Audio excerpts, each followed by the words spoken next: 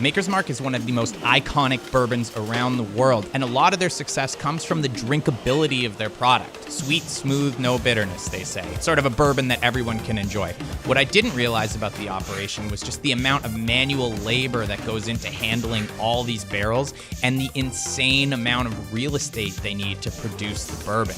So today, I'm heading to Loretto, Kentucky to see how Maker's Mark have kept their product consistent for more than 60 years. First up, I'm heading to the Independent Stave Company to see how they make custom barrels for Maker's Mark. One of the rules of bourbon making is that you have to use a brand new white oak barrel every time. So that means a lot of barrels. So in terms of the cooperage process, kind of what we're looking at here, this is really the first step. This is called seasoning or air drying. Maker's Mark barrels, they're gonna be a little bit different, right? So they're gonna have like that 9 months, 10, 11, 12 months of seasoning, right? Okay. Essentially, if you wanna put it in a nutshell, you're gonna get a sweeter, mellower, a little bit of a thicker whiskey out of it. Every single one of Maker's Mark barrels comes right here. Actually, this yard that you see right here, this is all built specifically for Maker's Mark to house their longer seasoning. What happens then to this wood from here? So what's gonna happen here, we'll process this wood, it'll be dried, and then it'll go into the cooperage. We'll actually form each stave. We'll form them into a barrel. We'll char it. We'll send them on down the road. He's got all these staves being fed to him. First thing he's going to do, he's going to pick out the widest stave that he can find. That's going to be the bunk stave. Then he's going to proceed in a narrow, wide pattern all the way around, right? So not as easy as it looks. It takes about 6 months to get really, really proficient at this job. So this is pretty much the first time you're going to see somewhat of a barrel shape. It'll go down to the steam tunnel. Okay. We'll steam the barrel for a little bit. It'll soften those wood fibers, and then we'll actually bend the barrel into its shape.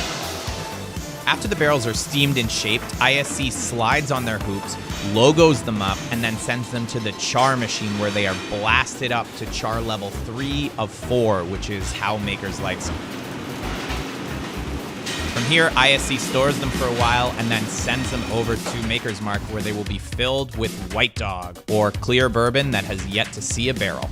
To start the bourbon making process, Maker's Mark gets 8 trucks a day of corn, barley, and wheat, which they will combine with water from their lake and turn into one of the world's most famous bourbons.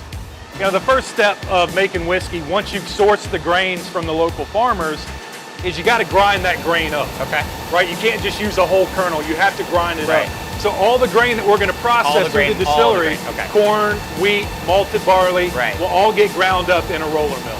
And then we're going to prep it for mashing, which is where the batch process starts, which are these tanks right behind us here. The job of the mash cooker basically is to release the flavor that's in the grain and convert all that starch to fermentable sugar. In your time here, have you changed any element of that, or has it been the exact same forever? It's been the exact same. Once the mash is cooked and all the sugars are released, the mixture is piped to a giant open fermenter and combined with yeast. This is a fermenter that was just filled. We've added the yeast. Well, typically it takes 2 to 4 hours for that yeast to get acclimated to the new environment. To where it'll start eating the sugar and converting it into alcohol. From here, the mixture will bubble away for about 3 days or until the yeast has eaten all the sugar and turned it into alcohol. So this is one that is probably about 2 to 4 hours away from distillation. What you can see is, one, it's got a very heavy grain cap. So is it really as simple as the second the bubbling stops, you want to drain it? For the most part, yeah. I mean, with fermentation, it's pretty easy to tell just by sight where it is in the process and whether or not things are close to being completed. Next, the fermenters are drained and sent to one of the distillery's copper stills, which use a series of plates and steam at about 216 degrees to carry the alcohol up as vapor and drop all of the solids down below. From here, the alcohol vapor is cooled back down into a liquid state, forming what is called White Dog, or a high-proof distillate ready to be aged in a barrel. So this is Maker's Mark. Yeah, this is Maker's high distillate. proof. Yep, 130 proof, 65%. All distilled spirits are going to come off still looking just like vodka, right? So it's the barrel that's going to give it all of its color, and then obviously a lot of its flavor as well. At the cooperage, they said that the secret to Maker's Mark flavor was the barrel. Yeah, I know Andrew very well, and that's exactly something Andrew would say. He'd like to believe that he has that much impact on Makers.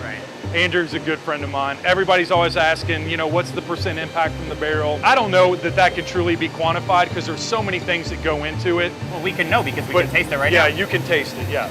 All right, well, cheers. Yeah, cheers. It's kind of good. It's got like a lot of vanilla and grain and... Right. So this will get cut to 110 proof and then put in one of those brand new oak barrels. What do those barrels cost you? I don't want to get too much into that, but I mean, they're going to be upwards $100, $200 each. Cool. Yeah. Oh my God. So like, when you buy a bottle of Makers, I mean, you're buying some stuff. Yeah, it's not cheap making good whiskey. I can tell you that. Next, it's time to head to the filling line to see our freshly distilled White Dog get put into barrels. So this truck is coming from Independent State in Lebanon, Kentucky. Right. These are the new white oak barrels that they produce for us. These are the ones we just saw get made. Yes, sir. Cool. And so from there, what we're going to do is visually inspect these barrels for any quality defects. So you can see here from that visual inspection I told you about, Yeah. this barrel has a cracked head here. Okay. See that crack down through there? This is at the very bottom of the barrel. Right. This is going to open all the liquids in the leak. Oh, so wow. I'm not going to put liquid in it. Yeah. I'm going to send it back for them to replace This is the that. kind of thing you wouldn't even notice just looking at the barrel now. That grain's going to have a knot in it. Could lose your liquid. So anything, we're not going to chance, right? Yeah. We want a good quality barrel, and ISC always. It's a big investment. It's real estate, it's time, it's Absolutely. a lot of whiskey. Now it's finally time to fill the barrels with White Dog. All right, yeah, you want to let me Sure. do some of your Do you want to work fill here? or you want to buy? You Let do me it at 'em. all. Let me at 'em. All right. What's the worst that can happen, you know? You can get soaked. Okay. That would be You the were worst. very quick to say that. Yeah, you can get That's soaked. maybe a little. I don't know if you got like a change of clothes or something. You're going to hit your foot pedal. Yep. You're going to row. You want the bung to be like that. Yep. You're going to hit start one time. It's going to start bringing it down. You're going to hit start again. It starts it. You might want to get over here. It'll take off from you. There you go. Uh-oh. All right.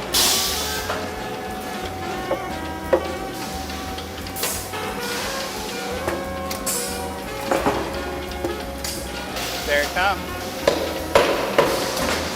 You kick Foot the pedal? pedal, it'll release it. Now you can roll it on. Peace, bro. You got it.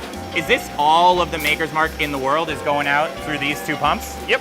All right, let's roll. From here, the barrels are trucked off to one of Maker's 46 giant warehouses. Sean says they actually have over 1 million barrels in storage at any given time, and I'm kind of blown away thinking about the constant investment and organization that goes into managing an inventory like that. Also, schlepping the barrels around the warehouse is definitely the most physical aspect of the operation. Sean, can anything go wrong? No. Okay. I mean, you just, stop it. The biggest risk that we have in the warehouse, oddly, is going to be your hands. Look at all these pinch points. So you're just going to take and you're going to kind of hold onto this chime and you're going to just kind of direct that barrel. Give it a good push. You got it. All right, so I guess after like 1 million of these, you get really jacked and then you hit the beach and game over? I guess so. Yeah. I've never really been able to. I've been more office setting, so. Yeah. It's also not cold in here. Yeah, it's really hot.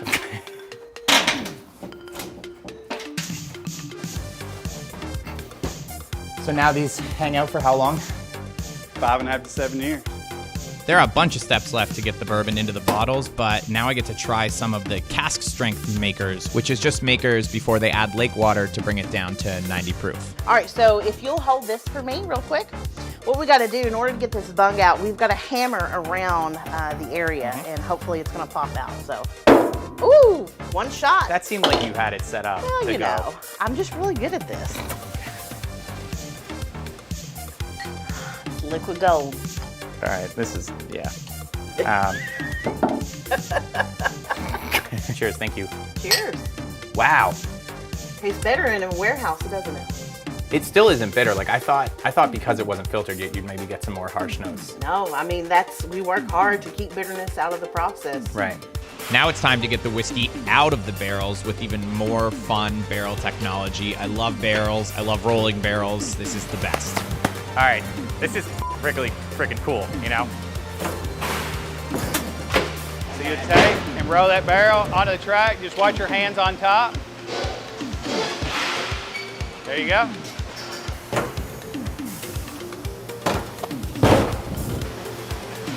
There you go. Give it a good kick. Hell yeah. You got it. I did lots of origami as a child, so I'm pretty good with my hands. You've loaded the barrels on the line, and now it's going to come over here to the bung drill, bung, debung is what we call it. And as you see there, he just drills the bung out and he puts your aerator in. Okay, cool. So that's like a straw when you're trying to chug a beer out of a bottle. Right.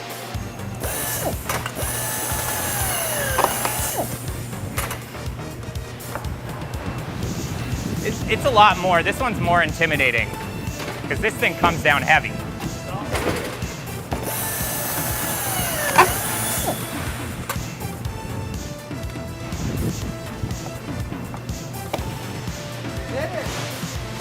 Oh, whoa, they come right back. Hell yeah.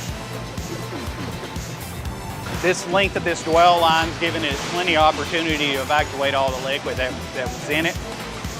So what's this? This is all the loose char from in the barrels that comes out? Yes.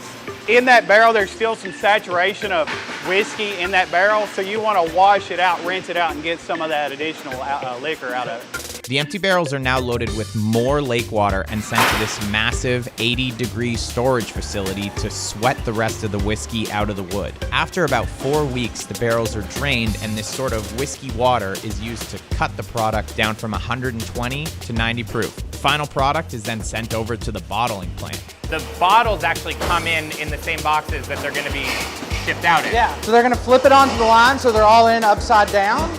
It'll go right onto the bottling line. First process is going to be rinsing, where we actually shoot about a shot's worth of makers at really high pressure inside to rinse and sanitize the bottle.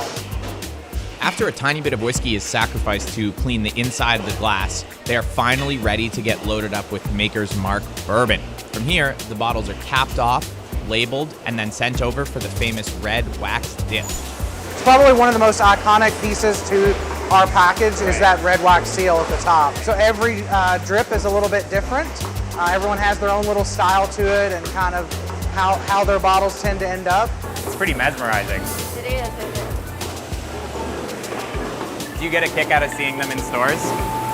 Yeah, but a lot of times when we go to stores, we're inspecting the quality on them to see how they look on the shelves. When someone first starts, how can you tell that their wax isn't as good? We don't have as many drips coming down the front. You want more drips? Yes. What do you think of these different wax jobs here? What do you like in your dip? My personal preference, I like a little bit longer dip. So like I like that one. Yeah. I do like the drips.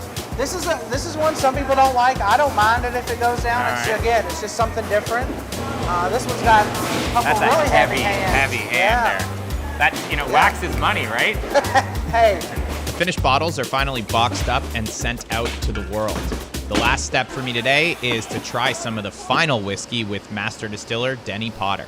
I mean, I think the hardest thing for all of us, you put all this time and energy into getting that distillate into the barrel, and then you got to wait for us, on average, 6 years to really figure out whether or not we got it right. I don't know what I'll be doing in 6 years. Hopefully I'm still here, but. Can I pour you a little? Yeah, please. Cheers. Yeah. I mean, it just tastes so different now, having seen everything. Part of me wishes you were like, shit, I gotta check something on this line here. Well, if we've done our job, it's rare that it gets to that point. It's crazy because every step is good, right? I mean, even the still. It all plays a part, right? I mean, individually, they're all good, and we know what we're looking for in each individual step. Right. But it's all got to come together, and if any of that is off, you're not going to end up with that. Sweet, smooth, no bitterness, and that's, what we strive for in every bottle of Maker's Mark, and I think we've been able to do that. That's how I would describe my day here today, Sweet, smooth, no bitterness.